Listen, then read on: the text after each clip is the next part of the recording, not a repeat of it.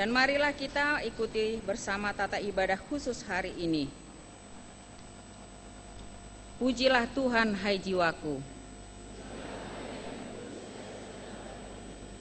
Tuhan menjalankan keadilan. Ia telah memperkenalkan jalan-jalannya kepada Musa. Tuhan adalah penyayang dan pengasih. Yang sabar dan berlimpah kasih setia. Kita bernyanyi dari NKB 1 ayat 1 dan 2.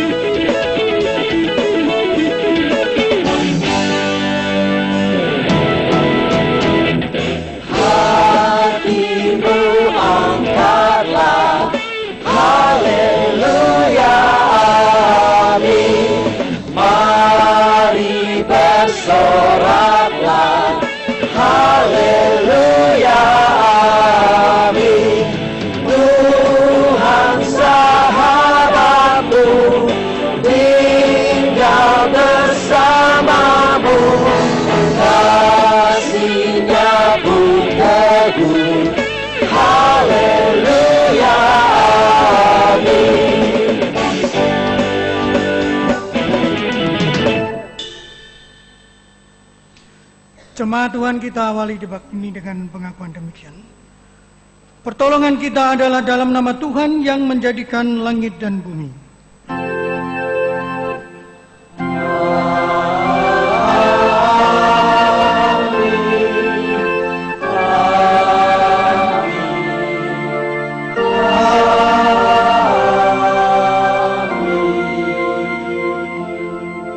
Kasih Allah menyertai kita.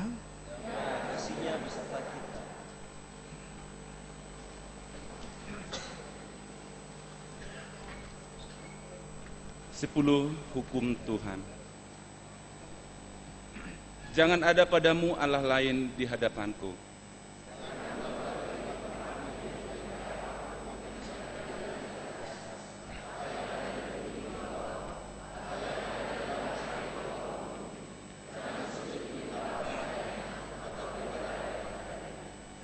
Jangan menyebut nama Tuhan Allahmu dengan sembarangan. Hormatilah ayahmu dan ibumu. Jangan berzina. Jangan mengucapkan saksi dusta tentang sesamamu.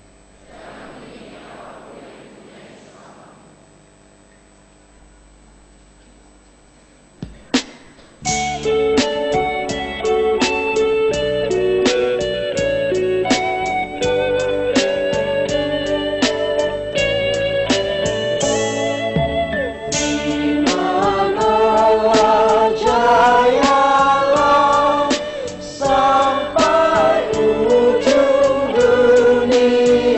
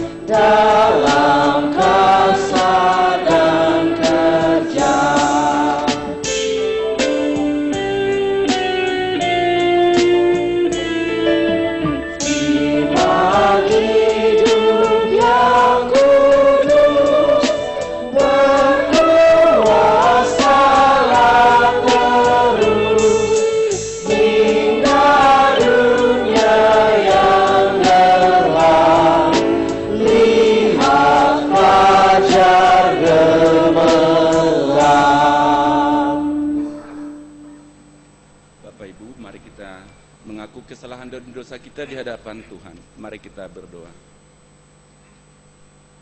Ya Allah kami, Bapa yang kami kasihi, di dalam nama Tuhan Yesus, kami sangat bersyukur dan berterima kasih kepadamu Bapa yang memberkati kami di dalam kehidupan kami.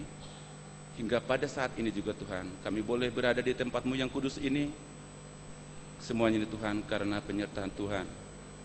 Bapa di dalam surga, dalam kehidupan kami sehari-hari, dalam pekerjaan kami, aktivitas kami, maupun yang lainnya Tuhan, banyak sekali kami Tuhan melakukan kesalahan dan dosa.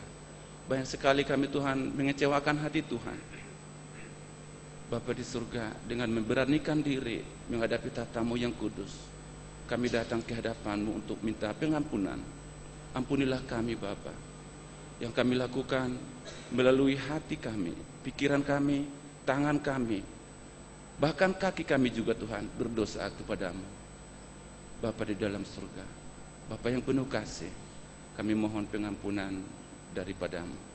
Terima kasih Tuhan, layakkanlah kami untuk menjadi anak-anak-Mu yang setia kepada-Mu. Di dalam nama Tuhan kami Yesus Kristus kami berdoa. Amin.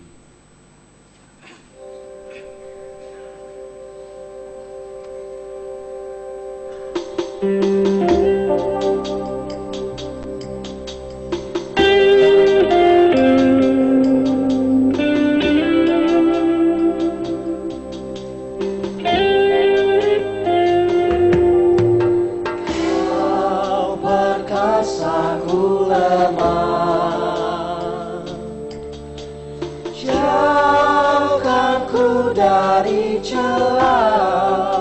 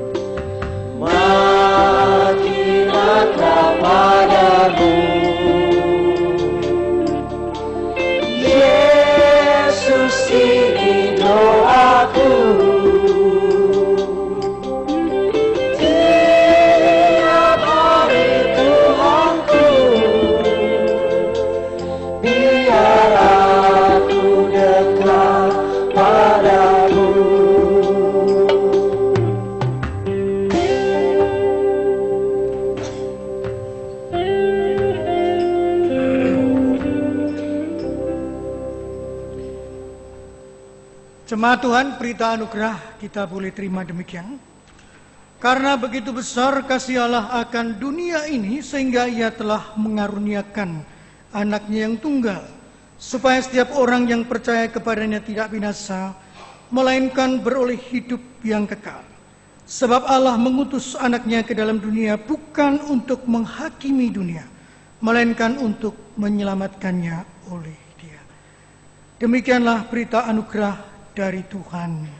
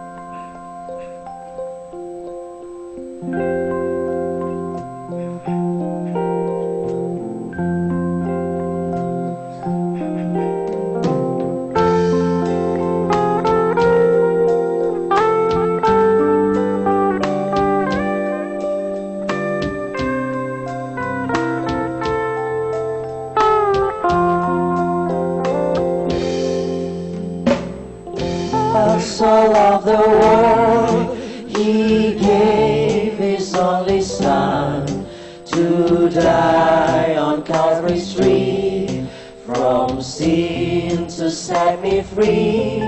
Someday He's coming back, what glory there will be.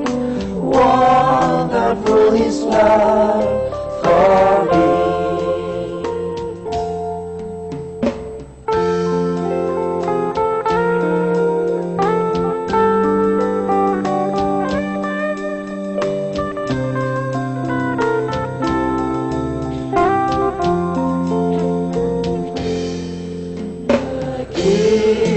Kasih Allah akan dunia, diberikan anaknya yang satu-satunya, supaya yang percaya jangan binasa, tapi hidup selamanya.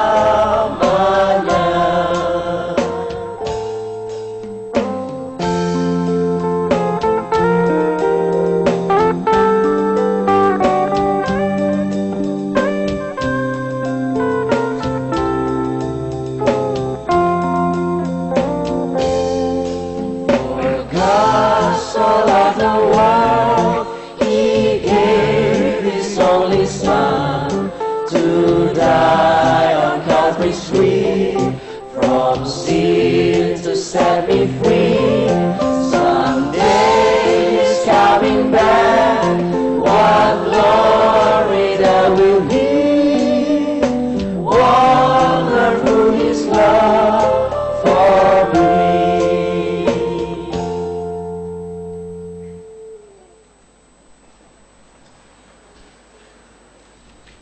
Bapak Ibu sekalian, kita akan mendengarkan persembahan pujian dari vokal grup Crescendo dengan lagu Lifetime Ice. Kami persilakan.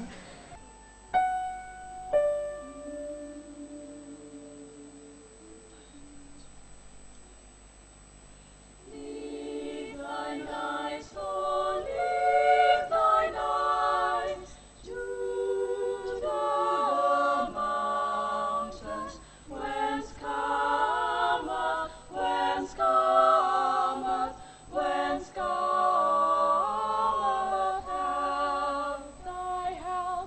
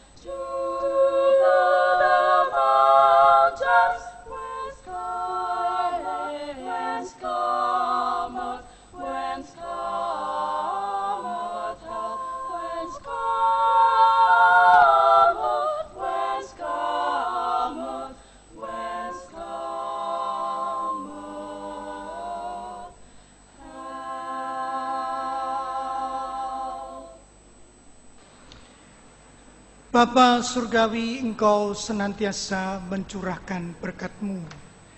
Tidak terhitung berkat yang telah Engkau berikan kepada kami.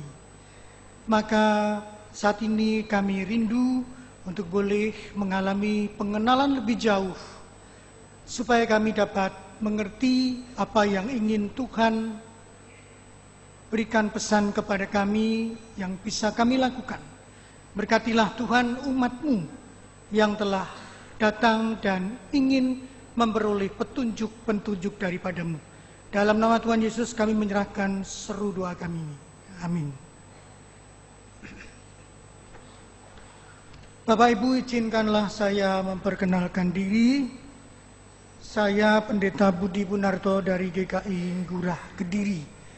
Saya berterima kasih karena boleh bertemu dengan Bapak Ibu sekalian dalam pertukaran mimbar Sinode GKI yang hari ini berulang tahun ke-25. Kiranya apa yang bisa kita lakukan sejauh ini biarlah dapat menjadi berkat bagi kemuliaan nama Tuhan. Baik Bapak Ibu, kita akan membuka kitab Yesaya pasal 58. Yesaya pasal 58 ayat 3 sampai ayat 12. Yesaya pasal 58 ayat 3 sampai ayat 12. Saya akan membacakannya demikian. Mengapa kami berpuasa dan engkau tidak memperhatikannya juga? Mengapa kami merendahkan diri dan engkau tidak mengindahkannya juga? Sesungguhnya pada hari puasamu engkau masih tetap mengurus urusanmu, dan kamu mendesak-desak semua buruhmu. Sesungguhnya kamu berpuasa sambil berbantah dan berkelahi, serta memukul dengan tinju dengan tidak semena-mena. Dengan caramu berpuasa seperti sekarang ini, suaramu tidak akan didengar di tempat tinggi. Sungguh-sungguh inikah berpuasa yang kugandaki, dan mengadakan hari merendahkan diri? Jika engkau menundukkan kepala seperti gelagah dan membentangkan kain karung dan abu sebagai lapik tidur, sungguh-sungguh itukah yang kau sebutkan berpuasa, mengadakan hari yang berkenan pada Tuhan? Bukan, berpuasa yang kukendaki ialah supaya engkau membuka belenggu-belenggu kelaliman dan melepaskan tali-tali kuk, supaya engkau memerdekakan orang yang teraniaya dan mematahkan setiap kuk, supaya engkau memecah-mecah rotimu bagi orang yang lapar dan membawa ke rumahmu orang miskin yang tak punya rumah. Dan apabila engkau melihat orang telanjang, supaya engkau memberi dia pakaian, dan tidak menyembunyikan diri terhadap saudaramu sendiri. Pada waktu itulah terangmu akan merkah seperti fajar, dan lukamu akan pulih dengan segera. Kebenaran menjadi barisan depanmu, dan kemuliaan Tuhan barisan belakangmu. Pada waktu itulah engkau akan memanggil, dan Tuhan akan menjawab. Engkau akan berteriak minta tolong, dan Ia akan berkata, ini aku. Apabila engkau tidak lagi mengenakan kuk kepada sesamamu, dan tidak lagi mengunjuk-unjuk orang dengan jari dan memfitnah. Apabila engkau menyerahkan kepada orang lapar apa yang kau inginkan sendiri, dan memuaskan hati orang yang tertindas. Maka terangmu akan terbit dalam gelap, dan kegelapanmu itu akan seperti rembang tengah hari. Tuhan akan menuntun engkau senantiasa dan akan memuaskan hatimu di tanah yang kering, dan akan membarui kekuatanmu. Engkau akan seperti taman yang diairi dengan baik, dan seperti mata air yang tidak pernah mengecewakan. Engkau akan membangun reruntuhan yang sudah berabad-abad, dan akan memperbaiki dasar yang diletakkan oleh banyak keturunan. Engkau akan disebutkan yang memperbaiki tembok yang tembus, yang membetulkan jalan supaya tempat itu dapat dihuni. Berbahagialah orang yang mendengar firman Tuhan serta memeliharanya. Haleluya. Haleluya, haleluya, haleluya, puji Tuhan. Haleluya, haleluya, haleluya, haleluya, puji Tuhan. Puji Tuhan, haleluya, puji Tuhan, haleluya, puji Tuhan, haleluya, puji Tuhan.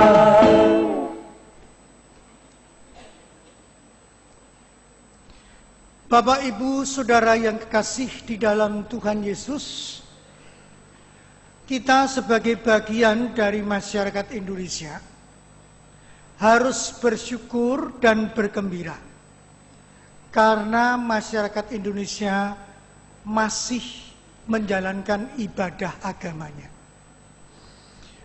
Tempat-tempat ibadah itu banyak dikunjungi umat, rame berbondong-bondong, katakanlah demikian. Siraman rohani, Bapak Ibu, juga bertebaran, apakah melalui televisi dari Indonesia maupun dari luar negeri, melalui radio-radio, kaset-kaset. Banyak hal orang itu mendapatkan siraman rohani. Belum lagi kalau kita bicara tentang tempat ziarah. Apakah agama-agama lain ataukah di agama Kristen? Saya nggak tahu Bapak Ibu berapa kali pergi Holy Lands. Penawaran itu kan banyak ya, Holy Lands. Jadi Bapak Ibu, sebenarnya tidak ada yang kurang dalam ibadah masyarakat pada umumnya.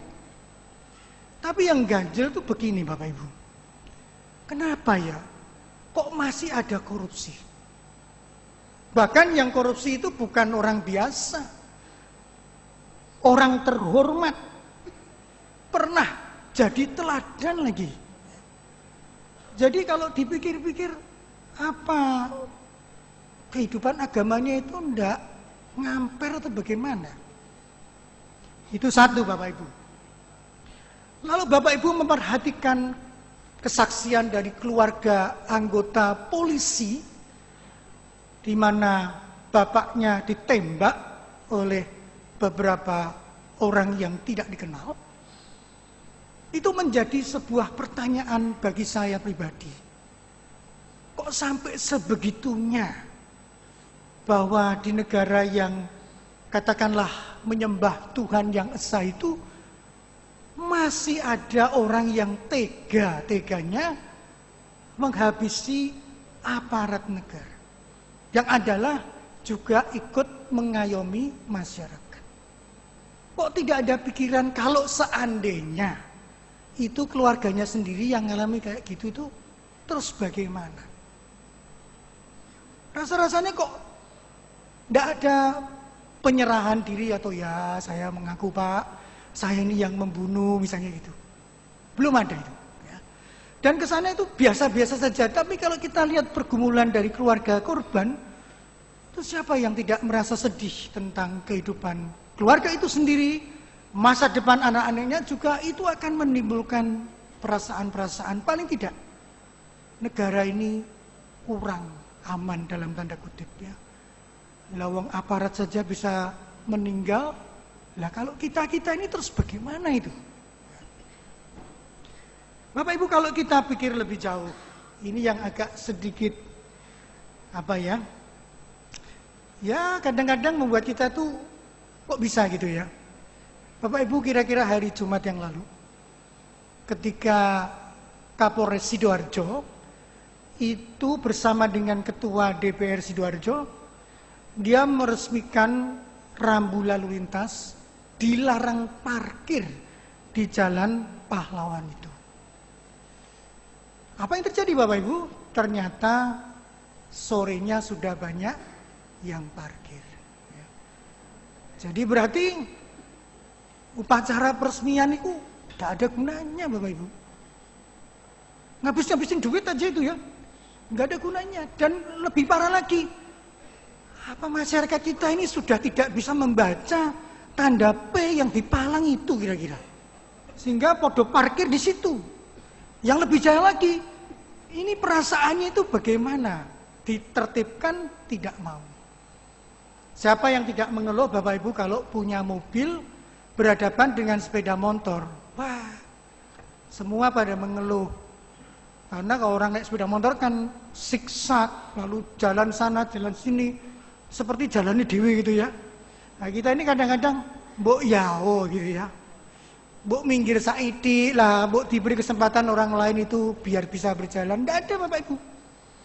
Saya hampir berapa kali nabrak orang naik sepeda motor Bapak Ibu. Karena apa? Pulang dari kota lain, mereka tuh naik sepeda motor tidak pakai lampu. Ya untung ini masih kelihatan. Lah kalau tidak kelihatan Bapak Ibu, ya, urusannya kalau cuma der tidak apa-apa, naik mati. Pula jadi panjang urusannya. Itu apa tidak ada toh hati nurani yang mengatakan, oh naik sepeda motor mbok yo pakai lampu ya. Oh kalau ini saya di jalan mbok yo iya ada orang yo bayar pajaknya kan sama. Masa yo digagahi sendiri ya. Tapi kebanyakan orang saya tanya, bagaimana Pak? Kalau di Jakarta orang sepeda motor, wah sudah Pak, tidak bisa ngomong.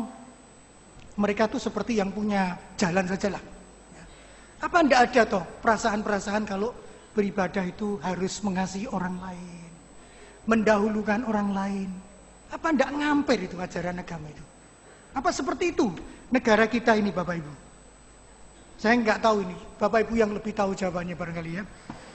Tapi yang jelas Bapak Ibu, saya menangkap bahwa sejauh ini yang namanya kehidupan ritual keagamaan itu kelihatannya memang tidak sampai ke hati. Kalau di sini ya, kecuali kalau dia mengikuti siraman rohani, tidur ya tidak ngerti apa-apa. Ya, tapi kalau tidak tidur mestinya sampai di sini, tapi di sini itu yang belum. Ya. Jadi perlu dibuat jembatan supaya di sini sampai di sini, supaya hatinya itu berbicara, loh iya ya, kita ini kan orang beragama. Agama itu kan selalu mengajarkan yang baik. Orang jahat itu perlu ditobatkan melalui agama. Karena orang mengatakan agama itu ada untuk apa toh? Ya untuk menolong manusia supaya manusia itu punya akhlak yang baik. Tapi di Indonesia ini kan kelihatannya semeringah gitu ya agama-agama itu. Tapi kok ya perbuatannya enggak semeringah itu. Jadi ini kelihatannya ada sesuatu yang timpang ya. Kecuali Bapak Ibu, ada orang-orang yang sungguh-sungguh ya. Dia ibadah ya sungguh-sungguh, dia menjalankan ajaran Tuhan ya sungguh-sungguh. Hasilnya kelihatan baik ya. Ngerti bahwa oh kalau ada orang marah-marah ya didengarkan saja. Tidak perlu diladeni ya. Bapak Ibu pernah ngalamin tidak dipotong orang naik mobil? Nah, kita itu belum turun, dia sudah turun. Bapak itu kalau setir mobil hati-hati ya, hampir nabrak saya. Loh, padahal kita itu tidak nabrak dia yang mau nabrak kita. Malah kita yang disalahkan. Nah, mestinya kalau kita orang yang beriman ya didengar saja. Untuk apa? Ngeyel meneh ya sudah tidak perlu. Karena yang kita hadapi itu tidak ngamper itu, ya. Tidak punya perasaan sebagai orang masyarakat Indonesia yang terkenal sangat menjunjung tinggi agama, gotong royong dan persaudaraan. Tapi sekarang ini kelihatannya sudah tidak begitu lagi. Tapi Bapak Ibu kita sebenarnya tidak hanya sendiri, karena pada zaman Alkitab khususnya dalam kitab Yesaya itu juga ada yang begitu. Soal ibadah itu orang Israel itu nomor satu. Ya. Mereka tidak sebatas hanya ibadah saja, juga menjalankan ritual keagamaan, berpuasa. Kalau disebutkan di dalam kitab Yesaya itu, mereka sampai merendahkan diri, menundukkan kepala, membentangkan karung abu sebagai alas tidur, tanda pertobatan. Tetapi itu sampai di situ, karena dalam kelakuannya itu mereka selalu memeras orang lain yang adalah juga saudara sendiri, orang Israel, sesama orang Israel. Tapi mereka melakukan perbuatan-perbuatan yang tidak cocok begitu loh. Kekerasan itu dihadirkan, lalu orang kecil itu ditekan, ya, seolah-olah tidak seperti orang yang sudah mengalami pemahaman agama yang baik, ajaran yang baik. Dan orang kecil itu ya tidak berdaya, seperti orang-orang yang dikategorikan buruh, mereka yang lapar, orang yang miskin tidak punya rumah, mereka yang telanjang tidak berpakaian sebagaimana seharusnya. Dan mereka adalah orang-orang yang selalu dipisahkan, tidak diterima sebagai sebuah komunitas mereka bersama. Dan sikap ini Bapak Ibu terkadang juga orang-orang kecil itu dimanfaatkan sedemikian rupa, sehingga apa yang mereka hayati sebagai orang yang beragama, yang menjalankan agama, itu tidak membawa dampak apa-apa. Coba Bapak Ibu perhatikan ya, di dalam Yesaya pasal 58 ini ayat yang kedua. Memang setiap hari mereka mencari aku. Loh, setiap hari loh Bapak Ibu. Jadi ini bukan main-main Bapak Ibu. Orang Israel sebagian itu benar-benar mencari Tuhan. Dia mengutamakan Tuhan. Tetapi solidaritas sosialnya itu tidak nampak. Miskin sekali. Dan akibatnya Tuhan tentu saja tidak menyukai sikap yang demikian. Kalau demikian apa toh sebenarnya yang ingin Tuhan lakukan kepada umatnya itu? Supaya umatnya itu tidak hanya sebatas hidup tenang, menikmati kehidupan agama secara pribadi, sendiri, tapi juga harus mau untuk melihat orang-orang di sekitarnya. Langkah yang paling konkret adalah melakukan pembebasan kepada kaum tertindas, keterbukaan untuk menerima saudara yang selama ini dipinggirkan, diterima kembali sebagai orang yang harus dihargai sebagai saudara sendiri. Kalau mereka lapar ya harus ditolong, diberi makanan sebagai kebutuhan dasar manusia yang tidak bisa tidak. Tetapi juga mereka harus menyadari bahwa Tuhan itu ada di pihak orang-orang yang seperti ini. Jadi Bapak Ibu, kalau misalnya kita itu menemukan orang Kristen yang rajin di gereja, baca Alkitab tapi tidak pernah absen, nek nyuwangi ya wapi, pokoknya itu jadi apa ya, ngumpungi gitulah, katakanlah demikian. Nah itu ujiannya apa Bapak Ibu? Ujiannya bukan di depan Bapak Ibu, ujiannya adalah di rumah. Gimana sikapnya dia terhadap istrinya, atau terhadap suaminya, terhadap anak-anaknya, bahkan terhadap pembantu rumah tangganya. Kalau dia menghayati betul tentang kekristenan yang pernah dan sering kali sudah diterima, itu harusnya muncul. Misalnya pembantunya ya diperlakukan baik, ya, tidak dipandang sebagai seorang yang diperas tenaganya, tapi diberlakukan sebagaimana seharusnya. Nah, tetapi kadang-kadang kan tidak terjadi seperti itu. Hanya karena dia butuh pekerjaan, kita bisa main gitu, gak gelem yo aku golek meneh gitu. Justru kita menemukan banyak keluarga-keluarga itu yang punya pembantu itu awet Bapak Ibu. Kenapa Bapak Ibu? Karena dihargai, diterima. Dan orang-orang Kristen ini menerapkan ajaran Yesus. Jadi tidak sebatas, wes pokoknya aku nang gereja hari-hari, ya itu urusanku lah. Apakah aku kasar, misuh-misuh ya, nyadui misalnya gitu ya, berbuat onar dan sebagainya, itu bukan urusan dari orang lain. Pokoknya yang penting aku nang swarga, bakal mlebu swarga gitu ya. Nah, itu sama dengan ceritanya 3 semprol mencari surga itu. Ya, semprol 3 semprol itu kan konyol cerita, tapi di situ kita melihat Bapak Ibu, kadang-kadang kita sebagai orang Kristen juga punya pemahaman seperti itu. Pokoknya aku senang gereja, aku di rumah atau di depan karyawan tidak adil, itu bukan urusannya Pak Pendeta. Ya. Aku tidak peduli. Aku sing kerja golek duit setengah mati mau tak bayari piro, bukan urusannya majelis jemaat kan begitu ya. Nah, banyak orang kadang-kadang begitu. Tidak tahu bahwa manusia yang ada di depannya itu adalah orang yang dikasih Tuhan. Dan terkadang kita juga lupa kalau kita menjadi orang Kristen itu tidak boleh berhenti menjadi orang Kristen. Nah, kalau menjadi orang Kristen hanya berhenti wes pokoknya aku Kristen, berarti kita tidak melakukan tugas panggilan kita melaksanakan misi Allah. Misi Allah itu kan salah satu yang sangat mendasar adalah Tuhan itu mengasihi semua orang. Dia berpihak kepada orang-orang lemah, menderita. Dia ada di sana. Dan di mana kita ada di situ?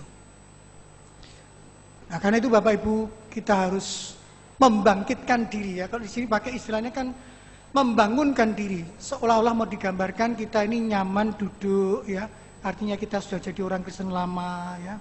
Jadi sudah banyak pengetahuan. Tapi kebanyakan menjalankannya itu loh Bapak Ibu yang kurang. Pada umumnya begitu. Sama dengan warta gereja Bapak Ibu. Ini maaf ya. Ini saya tidak kalau di Kebayoran Baru udah ada ya. Saya itu pernah bertanya kepada jemaat GKI Ngurah, Bu, Ibu kok bertanya acara persekutuan sektor di mana? Loh, Ibu enggak baca warta. Ibu punya warta enggak? Punya Pak. Baca? Enggak. Jadi enggak dibaca Bapak Ibu. Jadi banyak orang Kristen tuh ya setiap minggu lah dia belajar tentang ajaran Tuhan, siraman rohani. Tapi begitu mulai dijalankan, rodok aras-arasen Bapak Ibu. Jadi ada semacam kendala begitu ya. Ada semacam kendala. Tapi orang yang sungguh-sungguh itu akan berbeda sekali. Nah, saya akan berikan contoh kisah nyata begini Bapak Ibu.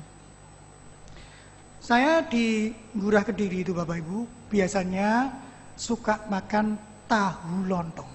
Ya. Nah, warungnya Bu Tiem, namanya Mbok Tiem ya.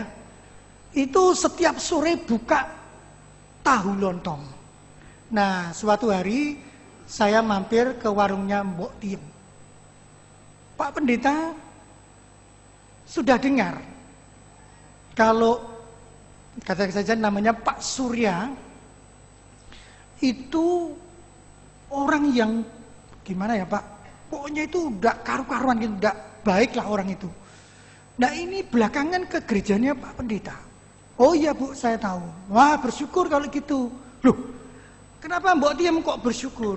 Ya soalnya saya mengharapkan nanti kalau masuk di gerejanya Bapak itu dia jadi orang yang baik, orang yang saleh.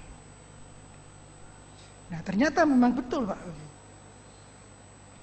Pak Surya itu sejak masuk gereja latih kebaktiannya. Kalau di Ngurah itu kan gerejanya jam 6 pagi. Sebelum jam 6 sudah datang. Membaca Alkitab. Wah, doa juga. Nyiapkan nyanyian. Wis pokoknya ini mumpungi ya. Ada acara kegiatan gereja dia datang. Termasuk persekutuan komisi wanita dia datang. Meskipun semua wanita dia datang. Saya seneng lah ada bapak-bapak menghadiri komisi wanita. Tidak dilarang ya Bu ya menghadiri komisi wanita kan? Enggak tahu. Enggak ada mereka dilarang masuk kaum pria kan enggak ada itu. Ya. Dia datang. Nah, suatu hari saya mampir lagi di warungnya Mbok Tiem itu. Nah, dia nyambung, Pak, Bapak tahu Pak Surya sekarang ini di penjara. Loh, saya tidak tahu Ibu. Loh, kenapa kok di penjara? Lah, Mbok Tiem cerita. Jadi memang Nek Bakul pinter cerita Bapak Ibu ya. Dia katakan gini Pak Pendeta, itu Pak Surya itu ternyata sudah melebu gereja ini Bapak, isek melakukan perbuatan asusila. Loh, maksudnya gimana tuh Bu? Itu loh, anaknya tonggone wedok sing isek di bawah umur dilecehkan oleh Pak Surya. Loh, nah, terus gimana Bu? Ya sekarang dia di penjara Pak, di Pari itu loh Pak, di penjara. Bapak tidak mengunjungi tau? Loh, bagaimana mengunjungi wong ibu baru cerita? Wah, itu ternyata percuma ya Pak, pergi gereja ini Bapak itu kok gak berubah. Waduh, jadi gereja itu dianggap pencucian dosa gitu ya. Wah, sing welek-welek leboke ben metune kinclong gitu ya. Aduh, ya sudahlah. Terus saya pulang. Nah, suatu ketika saya kepingin lagi makan tahu lontong Bapak Ibu ya. Menggok lagi ke warungnya Mbok Tiem itu. Dia ngomong lagi Bapak Ibu, Pak Pendeta cak ceritani perkembangannya Pak Surya. Wah, kayak wartawan ya Ibu ini. Gimana Bu? Sekarang ini Pak Surya dipindah penjaranya. Loh, kenapa Pak? Bu, soalnya dia ketahuan bersama teman-temannya gawe duit palsu Pak. Waduh. Jadi sudah ke gereja, kelakuan yang ngono, wes mlebu penjara yuk gak kapok. Terus mau diapakno ini orang kayak gini nih Bapak. Nah, terakhir saya dengar dari penatua, Pak, Bapak masih kenal Pak Surya? Dengar Pak Surya? Iya. Piye Pak? Wis mati Pak ning penjara. Waduh. Orang sempat ngomong-ngomong wis mati. Waduh. Ya terus gimana ini Pak Pendeta? Ya sudah, ya dikubur aja. Lah wong dia itu agamanya macam-macam nih. Kristen yo sing iki yo waki agamane. Wah, iki nek di mosok 5 agama mau merayakan pemakamannya kan juga lucu itu. Ya sudah, akhirnya saya dengar dari penjara sudah meninggal. Jadi Bapak Ibu, kita melihat di situ bahwa kalau kita ini hidup beragama, ya seyogianya ya kita memang harus menjalankan. Jangan agama itu cuma dipikir saja ya, ditelepati saja. Tapi coba kita jalankan sing sederhana-sederhana sajalah, ndak usah sing angel-angel ya. Kita ketemu sama orang di pinggir jalan ya, sopo ya. Kita ngomong-ngomong itu enak Bapak Ibu ya. Ada seorang bapak, tokohnya 3 kelenteng Bapak Ibu ya. Sampai masuk gereja. Guru-guru ini apa Bapak Ibu? Guru-guru disopo sama orang Kristen. Jadi ibu ini penatua majelis jemaat ya. Setiap pagi dia keluar sama pembantunya karena ibu ini sudah berusia. Lalu dia dituntun kalau jalan. Lah kalau setiap minggu dia ke gereja mesti melewati seorang tokoh agama lain itu dan mesti ketemu karena tokoh agama itu buka toko. Isu tokonya harus dibuka. Kalau pagi itu lewat, ya. Loh, so mau pergi apa ya? Ya saja, Bu mau pergi mana gitu ya? Nah, dia katakan, oh saya mau pergi gereja. Oh ya, mari Bapak. Ya, itu hanya begitu saja setiap minggu ya, setiap minggu. Sampai suatu ketika si tokoh 3 kelenteng ini mlebu nang gereja Bapak Ibu. Nah, sing jenenge penatua itu kan ya bingung, loh ini kok masuk ke sini? Nah, ngomong-ngomong ternyata bapak ini dia itu tertarik dengan gereja karena keramahan dari ibu itu. Setiap pagi cuma disapa, selamat pagi Pak. Oh iya, itu kan biasa Bapak. Ya apa orang Jawa apa? Terus no jalan kulino apa itu? Ya pokoknya itu maksudnya lah, sering disopo, lama-lama kok wah seneng gitu ya, wah dihargai lah. Kalau orang udah tua itu kalau disapa kan seneng Bapak Ibu ya. Kita tahu kalau kita punya orang tua ya, udah berjasa dengan kita. Lalu biasanya kan kalau sudah tua anaknya bodoh pergi semua. Siapa yang perhatikan? Tidak ada kecuali baby sister atau perawat ya, atau mungkin juga ya orang lain lah. Terkadang kita sebagai anak itu ya, maaf ya, lupa kalau kita ini punya orang tua. Karena sudah sibuk ya. Biasanya kalau datang, mah, pak, iki lho, tak kayak duit ini. Tapi orang tua itu tidak mau duit, lagi apa duitnya? Yang dia perlukan kan bagaimana komunikasi dengan anak ya. Jadi Bapak Ibu, kalau kita kembali kepada persoalan agama itu, maka ajaran-ajaran yang kita terima itu wis kebek penuh Bapak Ibu ya. Sebaiknya kita perlu keluarkan itu supaya jangan ngendap jadi penyakit itu ya. Artinya penyakit apa? Ya egoismenya itu. Karena tidak tahu, tidak peduli pada orang lain. Dan kalau kita bisa belajar seperti itu Bapak Ibu, kita berarti bangkit dari duduk ya. Bangun ya, tidak berdiam diri, tapi kita mau melakukan segala sesuatu untuk kemuliaan nama Tuhan. Nah, saat ini Bapak Ibu, kita menyadari di Indonesia ini banyak perkembangan-perkembangan kasus kekerasan, pelanggaran hukum, betapa sulitnya memperoleh tempat izin membangun gereja. Ada banyak dambaan dari masyarakat itu supaya hidup ini penuh dengan kedamaian, ya, keamanan, hukum itu perlu ditegakkan, ya. Bahkan juga merasa bahwa kalau semua itu bisa baik, diharapkan seterusnya demikian. Tetapi Bapak Ibu, kita sedang melihat keadaan di Indonesia seperti itu. Kita juga saat ini sedang merayakan ulang tahun GKI yang ke-25. Maka apa yang harus kita lakukan menghadapi situasi perkembangan? Di satu sisi kita ini ya sudah mengenal Tuhan, tapi benarkah bahwa kita sudah mengenal Tuhan dengan melakukan pesan Tuhan? Bahwa di dalam surat 1 Yohanes itu banyak dikatakan kalau kita mengasihi Tuhan itu berarti juga mengasihi sesama. Bagaimana bisa mengasihi Tuhan yang tidak dilihatnya? Kalau mengasihi saudaranya yang dilihatnya saja tidak. Ya. Jadi itu kita belajar untuk bisa mulai sekarang kita memperhatikan orang-orang di sekitar kita, istri, suami, anak-anak, membantu, karyawan, siapa sajalah. Kita coba menerapkan ajaran Tuhan.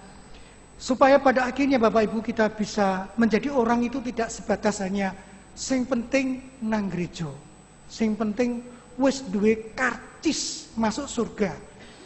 Tetapi yang utama Bapak Ibu, bagaimana kita bisa menerapkan ajaran-ajaran Tuhan itu dalam hidup kita sehingga kita tidak mengalami kepincangan. Kalau tidak maka kita akan mengalami berbagai macam kendala dan bahagia itu akan datang Bapak Ibu kalau kita bisa berbagi secara jelas pengajaran Tuhan. Ya. Saya pernah mendapatkan informasi dari beberapa pengusaha Kristen. Ya. Pengusaha Kristen itu kan kebanyakan duitnya blader ya, kemana-mana gitu, sampai bingung harus dikiopo duitnya. Nah, dia pernah cerita, Pak, kami sekarang mendirikan yayasan untuk membantu anak-anak sekolah. Ya. Karena memang sekarang ini kan pendidikan mahal ya. Mungkin kalau Bapak Ibu kan orang kaya enggak pusing dengan itu ya. Tapi yang tidak punya itu pusing Bapak Ibu. Bagaimana harus menyiapkan anak-anak membeli seragam, sepatu baru, tas baru ya. Ya pokoknya yang berkaitan dengan di luar bos itu kan susah dan banyak orang susah Bapak Ibu. Nah, pengusaha-pengusaha itu memikirkan apa toh yang bisa kita lakukan.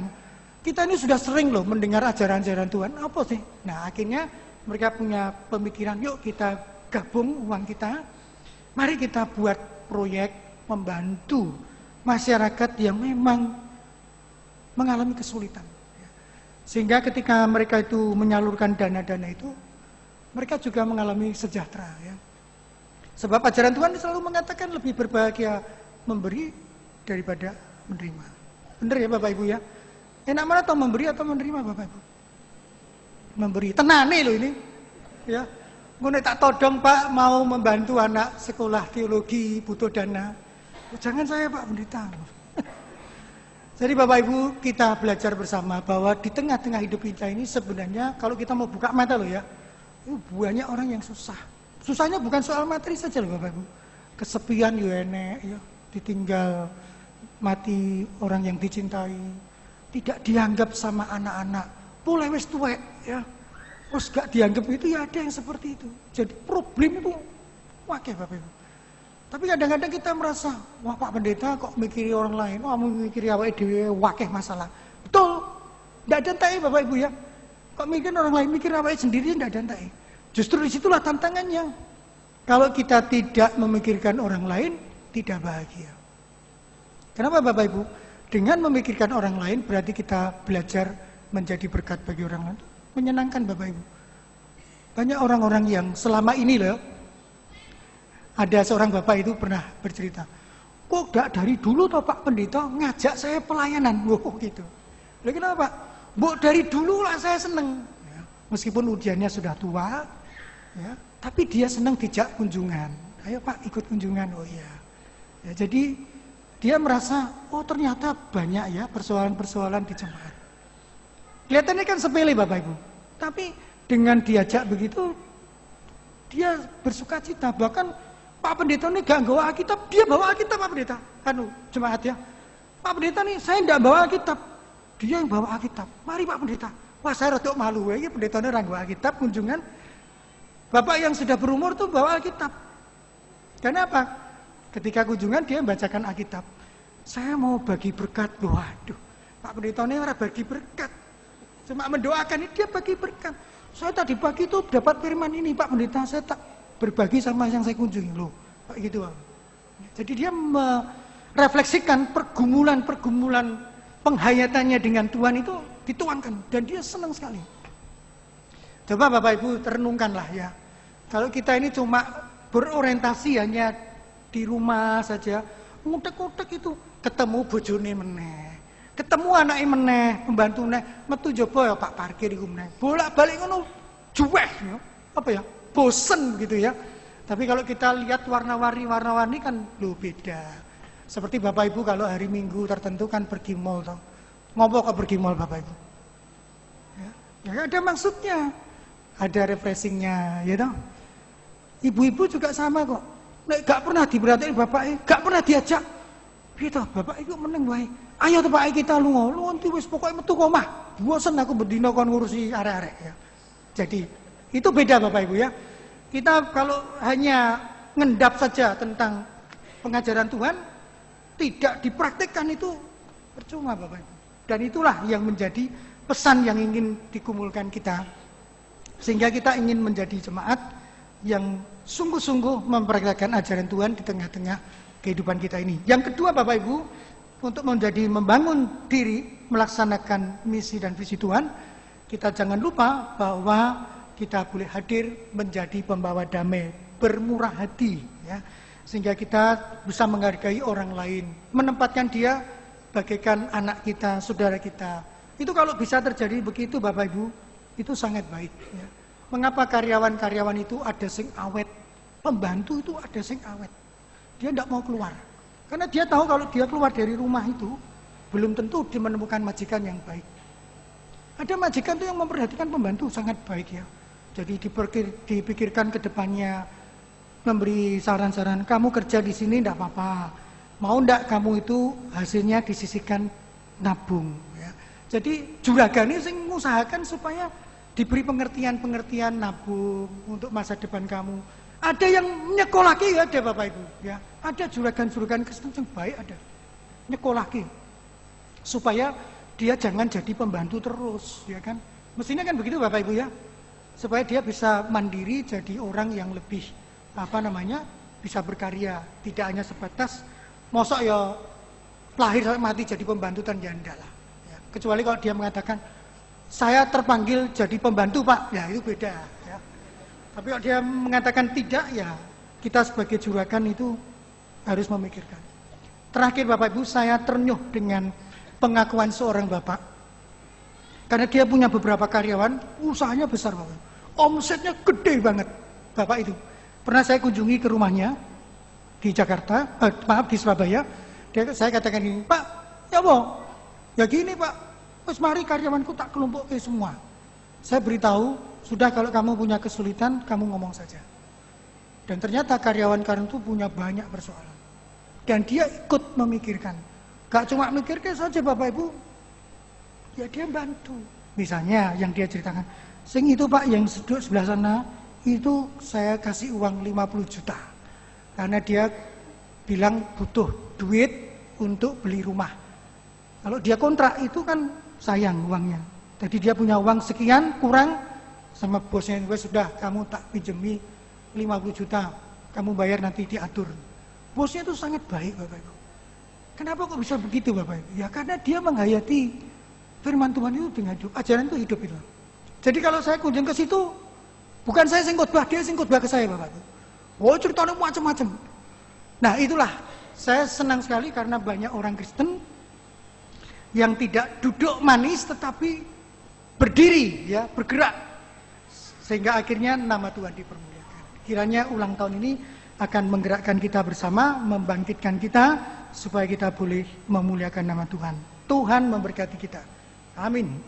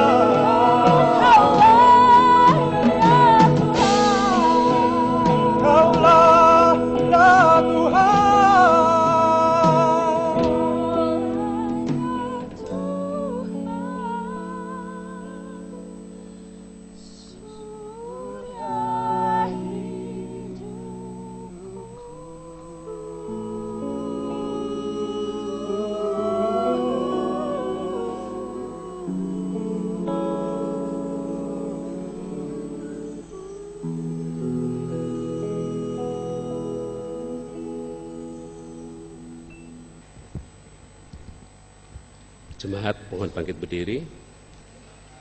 Kita mengucapkan pengakuan iman rasuli demikian. Aku percaya kepada Allah, Bapa yang Maha Kuasa, Khalik langit dan bumi, dan kepada Yesus Kristus, Anak yang tunggal Tuhan kita, yang dikandung daripada Roh Kudus, lahir dari anak darah Maria, yang menderita sengsara di bawah pemerintahan Pontius Pilatus, salibkan, mati dan dikuburkan, turun dari kerajaan maut, pada hari yang ketiga, bangkit pula di antara orang mati, naik ke surga, duduk di sebelah kanan Allah, Bapa yang Maha Kuasa, dan dari sana ia akan datang untuk menghakimi orang yang hidup dan yang mati. Aku percaya kepada Roh Kudus, gereja yang kudus dan am, persekutuan orang kudus, pengampunan dosa, kebangkitan orang mati, dan hidup yang kekal. Amin. Silakan duduk.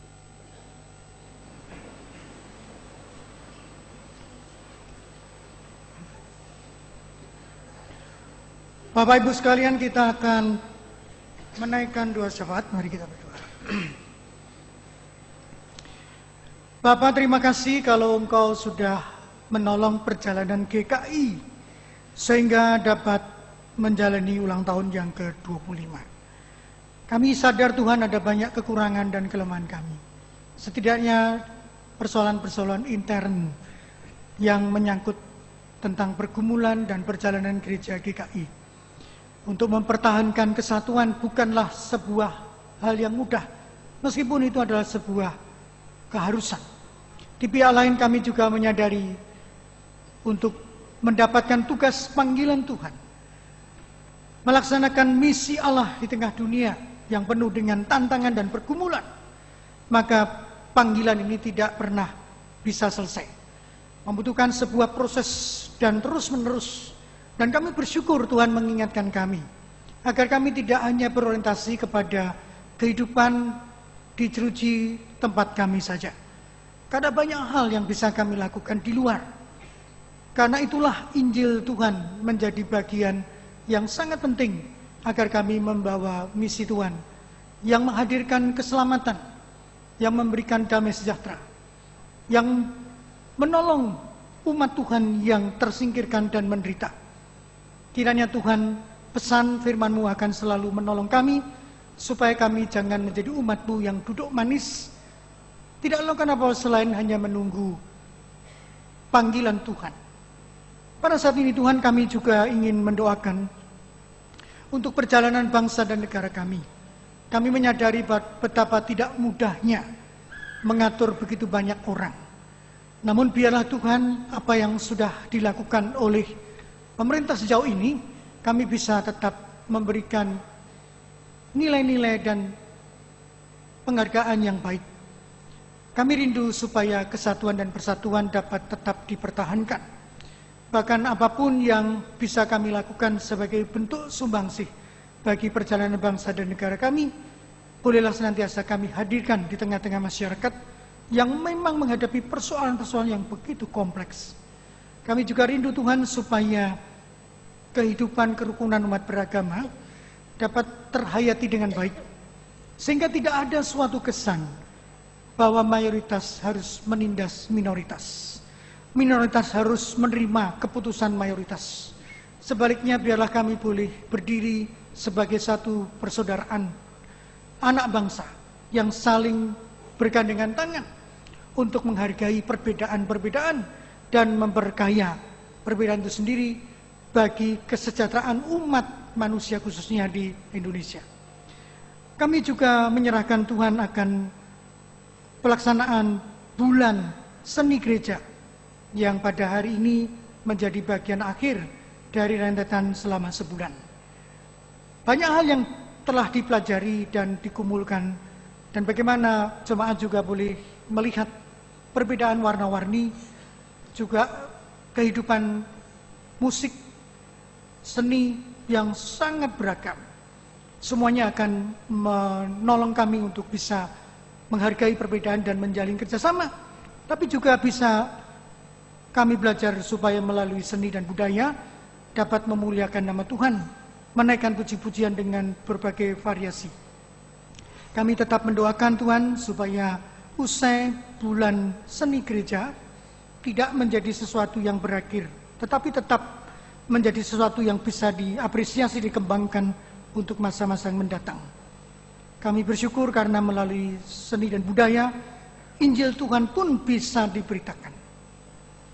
Pada akhirnya ya Tuhan, kami menyerahkan setiap pergumulan-pergumulan kami pribadi. Tuhan tahu setiap kesulitan permasalahan, bagaimana kami harus mengatasi dan berjuang dengan keras, dengan kehidupan yang tidak ramah. Segala sesuatu membutuhkan pemikiran, pergulatan, bahkan kadang-kadang kami bisa menjadi jenuh dengan kehidupan ini. Kami bersyukur Tuhan karena Engkau ada di pihak kami, selalu memberikan inspirasi-inspirasi baru, semangat baru, dan kami percaya Engkau akan selalu menolong kami, memberikan solusi-solusi ketika kami diberhadapkan dengan masalah. Bahkan kami bisa tetap menghargai setiap permasalahan-permasalahan yang kami sedang gumulkan. Kami percaya Engkau akan selalu mencertai perjalanan Gereja Tuhan GKI Kebayoran Baru dengan program-programnya dan pelayanannya, juga dengan segala aktivitasnya. Biarlah semuanya Tuhan, Gereja Tuhan dapat menghadirkan terang dan garam dunia serta damai sejahtera. Terima kasih Bapa, kami serahkan akan perjalanan hidup kami sepekan ke depan. Biarlah Tuhan tetap mendampingi kami dan memberikan kekuatan. Doa ini kami sempurnakan di dalam doa yang Kau ajarkan kepada kami demikian. Bapa kami yang di surga, dikuduskanlah namamu, datanglah kerajaan-Mu, jadilah kehendak-Mu di bumi seperti di surga. Berikanlah kami rezeki pada hari ini, makanan kami yang secukupnya, dan ampunilah kami akan kesalahan kami, seperti kami juga mengampuni orang yang bersalah kepada kami. Dan janganlah bawa kami dalam pencobaan, lepaskanlah kami daripada yang jahat, karena Engkau-lah yang punya kerajaan dan kuasa dan kemuliaan sampai selama-lamanya.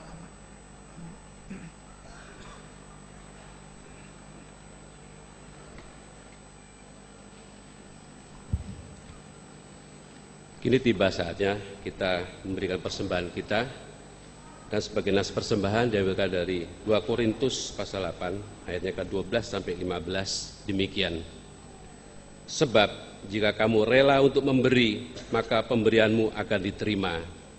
Kalau pemberianmu itu berdasarkan apa yang ada padamu, bukan berdasarkan apa yang tidak ada padamu.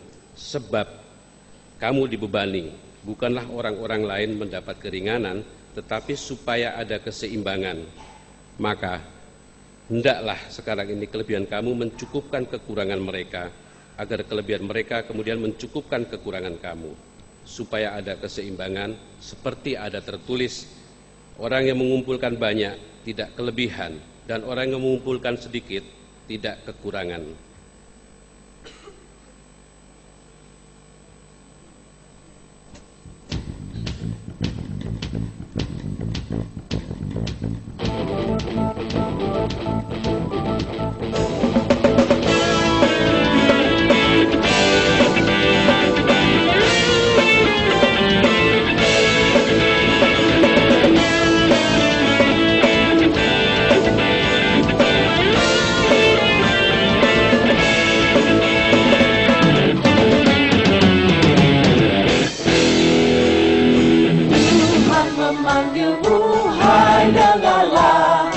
Apapun yang terbaik ya berikanlah, dan jangan kau kejar hormat semu. Muliakan saja Yesus Tuhanmu, Dia kaya diberkati-Nya. Namun yang terbaik dimintanya, walaupun tak besar talentamu, yang terbaik kepada Tuhanmu.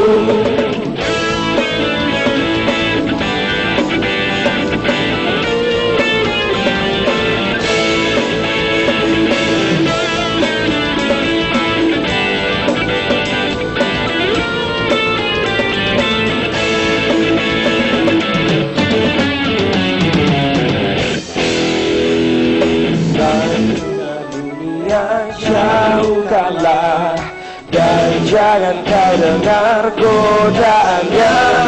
Layani Tuhanmu dalam jerih, jalan hidupmu yang tak kau beri. Tiap yang diberkatinya, namun yang terbaik dimintanya. Walaupun tak besar talentamu, beri yang terbaik kepada Tuhanmu.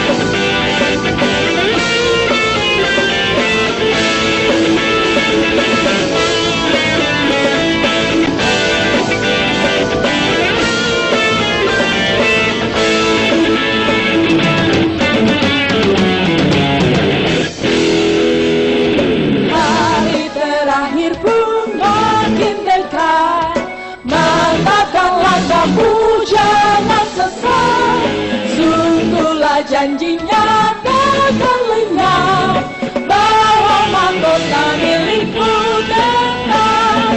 Tiap kali diberkatinya, namun yang terbaik dimintanya.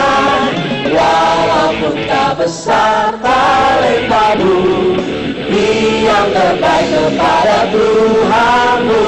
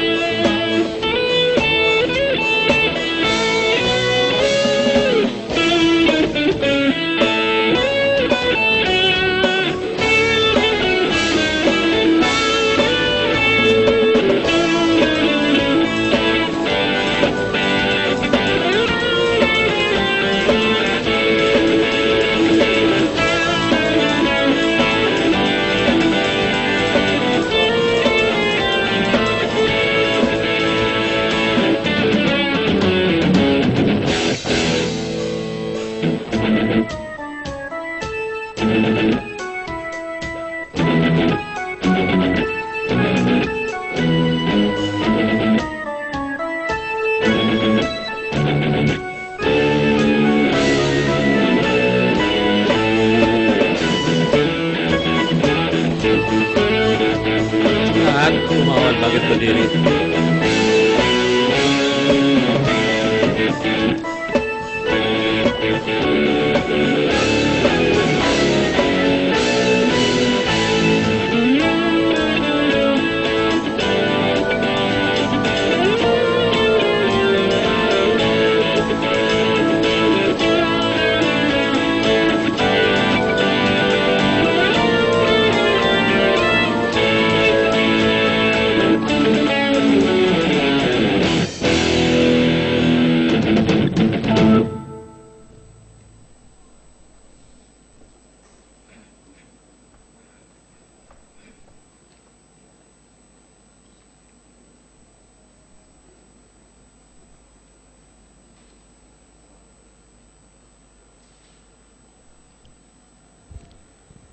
Mari kita berdoa. Bapa Surgawi yang telah mengkaruniakan pada kami segala sesuatu dengan limpahnya untuk kami nikmati, berkenanlah menerima persembahan kami ini dengan rahmat-Mu yang kami letakkan di hadapan hadirat-Mu, dan berkatilah kami serta tangan-tangan yang mengelola dalam menggunakan dan memberi akan segala anugerah-Mu. Demi nama Yesus Kristus Tuhan kami. Amin. Tetap berdiri.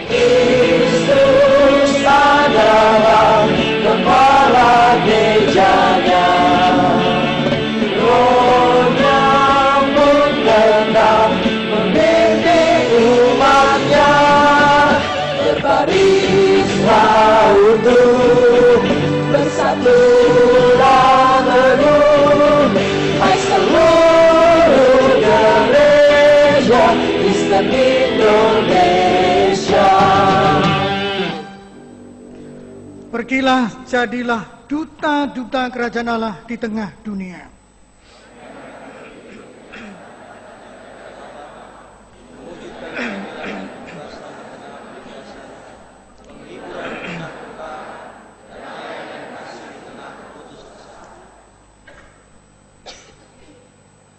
Pulanglah dengan sejahtera, terimalah berkat Tuhan. Kiranya Allah mencurahkan hikmat sehingga di tengah keanekaragaman tradisi, budaya dan kemajuan zaman, saudara tetap teguh dalam kebenaran menurut kehendaknya. Kiranya Allah mengaruniakan iman, sehingga di tengah kemerdekaan untuk mengembangkan talenta dan kreativitas, saudara tetap kokoh bertumbuh di dalam Kristus. Kiranya Allah mengaruniakan pengharapan dan pembaruan di dalam rohnya, sehingga hidup saudara senantiasa segar dan bersemangat untuk menyatakan misi kerajaan Allah bagi dunia.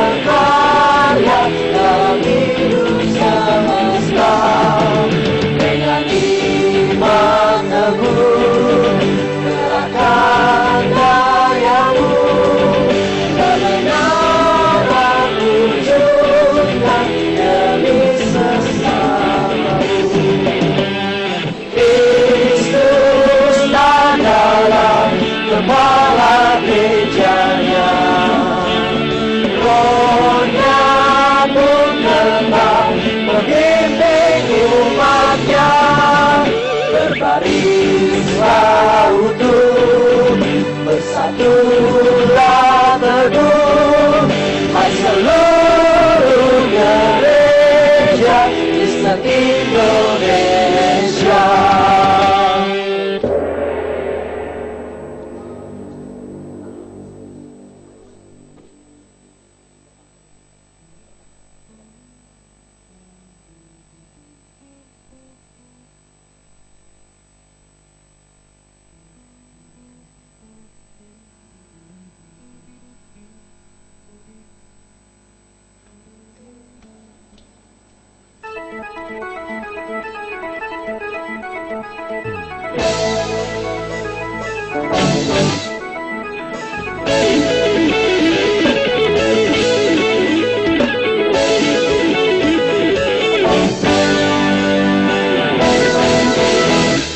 Hai Kristen, nyanyilah haleluya, amin.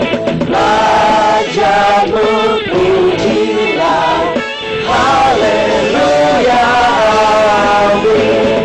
Padukan suaramu di hadapan Tuhanmu, nyanyikan yang merdu haleluya, amin.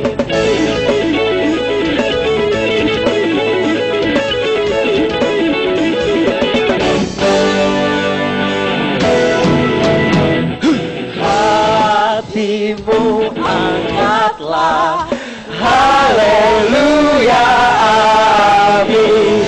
Mari bersoraklah haleluya, amin. Tuhan sahabatmu tinggal bersamamu, kasih-Nya pun teguh haleluya, amin.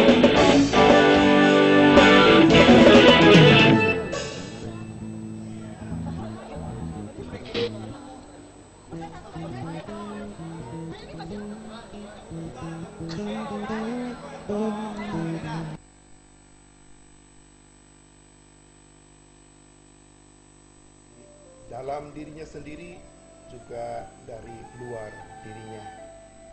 Dalam usia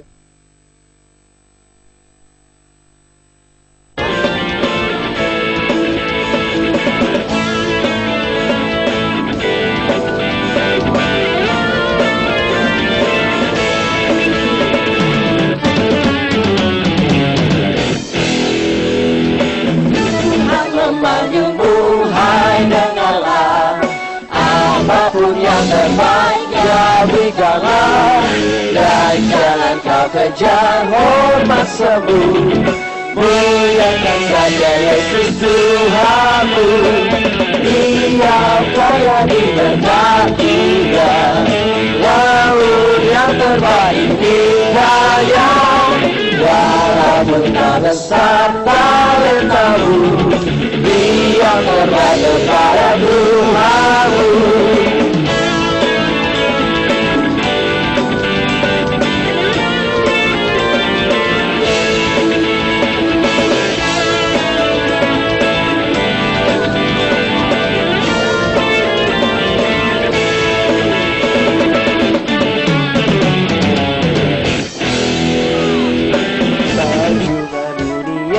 Jauhkanlah dan jangan kau dengar godaannya.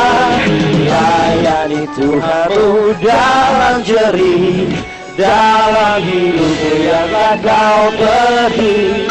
Tiap kali diberkatinya, namun yang terbaik dimintanya, walaupun tak besar talentamu, beri yang terbaik kepada Tuhanmu.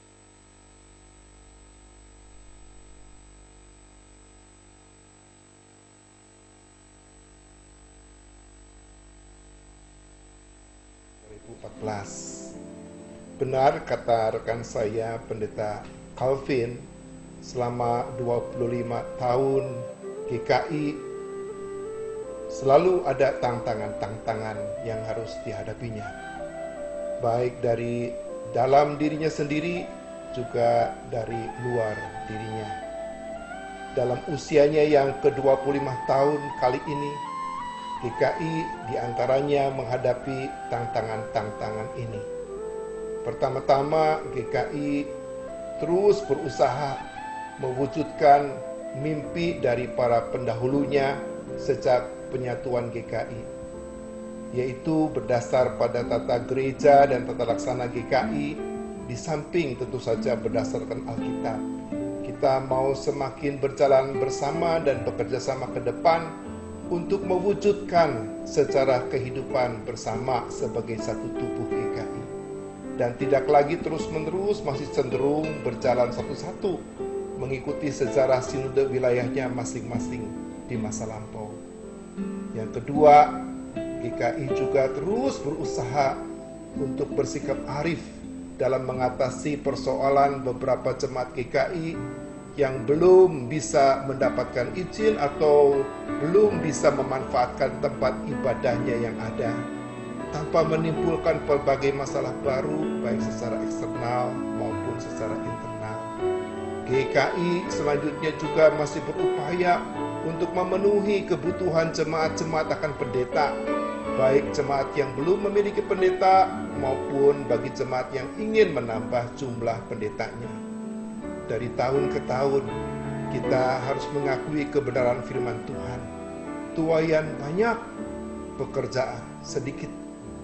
Dan akhirnya, GKI juga menghadapi tantangan untuk bagaimana kehadirannya itu menjadi semakin bermanfaat dan bermakna, bukan hanya buat dirinya sendiri, tapi juga buat keluarga-keluarga, buat gereja-gereja, buat masyarakat, bangsa, dan negara. Kita menyadari bersama, kita meyakini bahkan jika kita masih bisa hidup bersatu dan berjalan bersama sebagai GKI selama 25 tahun di tengah begitu banyak tantangan yang harus dihadapinya, semua itu hanyalah karena Dia dan oleh Dia. Itu sebabnya segala puji, hormat, dan syukur kita sebagai GKI juga hanyalah bagi Dia, Allah dalam Tuhan Yesus Kristus sekarang dan selamanya. Selamat ulang tahun ke-25 Gereja Kristen Indonesia. Biarlah berkat Tuhan melimpah atas kita semua.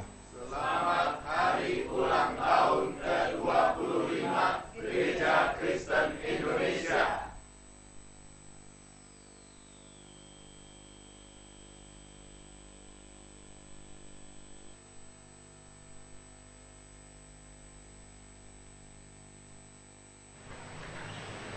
Selamat ulang tahun. Selamat ulang tahun, Pak.